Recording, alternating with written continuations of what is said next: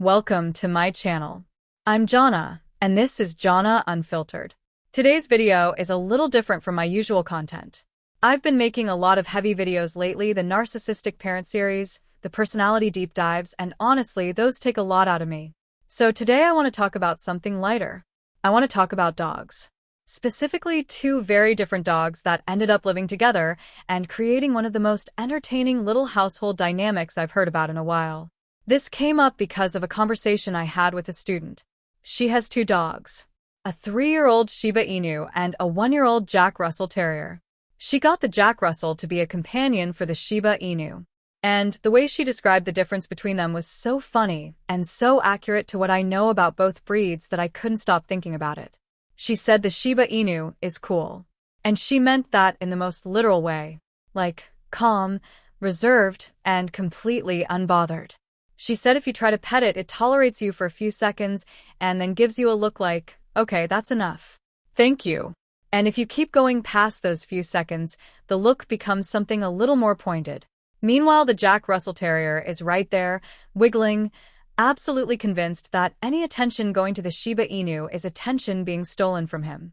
I found that so entertaining because it's exactly what those breeds are known for. And it got me curious enough to go deeper into both of them. So that's what today is.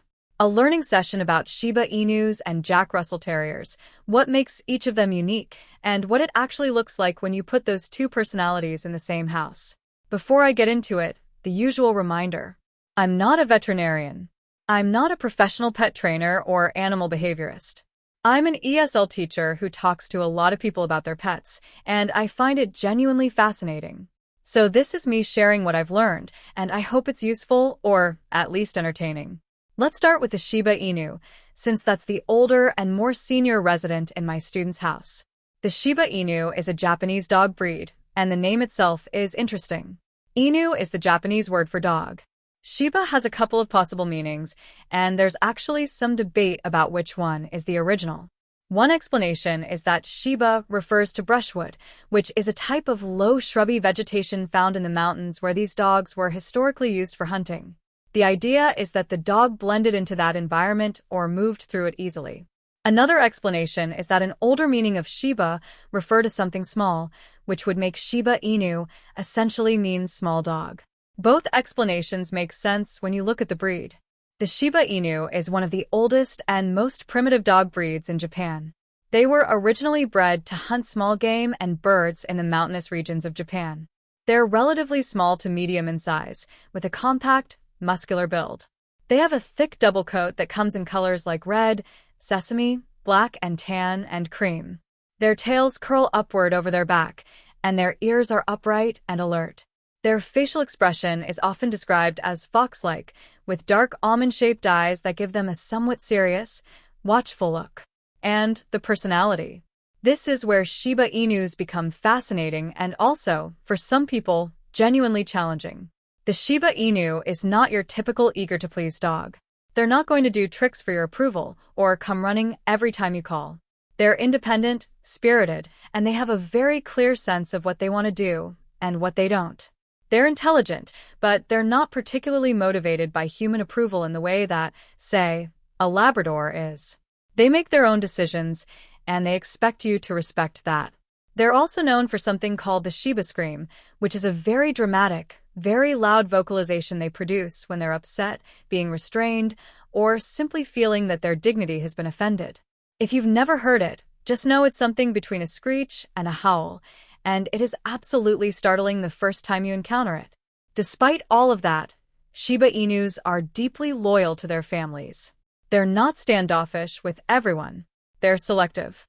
Once you've earned their trust and respect, they're affectionate in their own quiet, dignified way. Think of them as the cat of the dog world. They're present. They're attached. But they're going to do it on their own terms and their own schedule. And if you push past that, they'll let you know. They also tend to be very clean animals. They groom themselves much like cats do. They're fastidious about keeping themselves tidy, which makes them relatively easy to live with in terms of general cleanliness. Training a Shiba Inu requires patience and a specific approach. They don't respond well to harsh or repetitive methods. They get bored quickly, and they'll simply disengage if they don't see a reason to cooperate. Positive reinforcement works better, but even then, you have to be consistent and understand that this dog is not going to be instantly obedient. They'll think about it first. Socialization from a young age is important, especially with other dogs and with strangers. A Shiba Inu that hasn't been properly socialized can become territorial or reactive. They're also known for having a high prey drive, which means small animals should be introduced carefully. Now, let's talk about the Jack Russell Terrier. And yes, it was named after a person. The breed gets its name from Reverend John Russell, a 19th century English clergyman who was also an enthusiastic fox hunter. In the early 1800s, he developed a small white terrier that was fast, energetic, fearless, and small enough to follow foxes into their burrows during hunts. He wanted a dog that could work alongside the hounds but also go underground when needed. The dogs he bred became so associated with him that they were eventually called Jack Russell Terriers in his honor. The Jack Russell Terrier is a small breed, typically weighing between 6 and 8 kilograms, with a compact, athletic build. They come in smooth, rough, or broken coats, which refers to the texture and length of the fur. They're predominantly white with patches of black, tan, or both. Their ears fold forward, and they have a lively, intelligent expression that pretty accurately reflects what's happening inside their heads, which is usually a lot. If the Shiba Inu is the reserved, dignified type, the Jack Russell is the exact opposite. This dog has more energy than you'd think possible for its size. It's enthusiastic, bold, curious, and it absolutely needs to be doing something. They were bred to work, to hunt, to chase, to dig, to follow a scent. And that drive doesn't disappear just because they're living in a house. They need significant physical exercise and mental stimulation every day, or they'll find their own ways to entertain themselves. And those ways are usually something their owner would prefer they hadn't done. Jack Russells are also famously determined. When they decide they want something, they don't easily give up on it. That determination made them excellent working dogs historically. In a family pet context, it means you need very clear, very consistent training from an early age. They're intelligent and they learn quickly, but they'll also test limits regularly. Not out of spite, but because they're genuinely curious about what they can get away with. They're also very affectionate and social. Unlike the Shiba Inu, the Jack Russell genuinely wants to be involved in everything. They don't really do well with being ignored or left alone for long periods. They want attention, engagement, and activity. And if my student's description is anything to go by, this dog is going to position itself wherever the action is and make very clear that it should be included. Now, let's look at what happens when you put these two together, which is exactly the situation my student described. On the surface, these two breeds don't seem like an obvious match. One is calm, independent, and expects its personal space to be respected.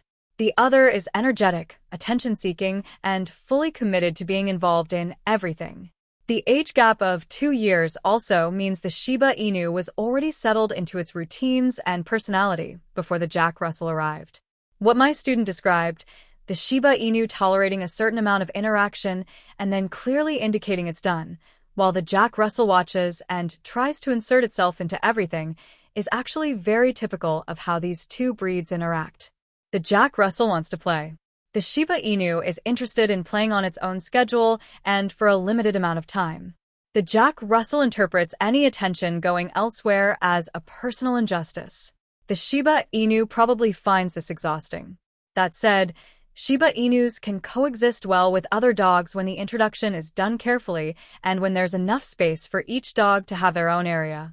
They're not aggressive toward other dogs by default, but they do assert themselves if they feel their space or their resources are being challenged. The Jack Russell, being naturally bold and energetic, could trigger that if it pushes too hard. So managing those early interactions and making sure the Shiba Inu has places to retreat to when it needs a break is important. The Jack Russell, for its part, is generally good with other dogs as long as it's been properly socialized. It can be a little bossy and a little pushy, given its terrier nature.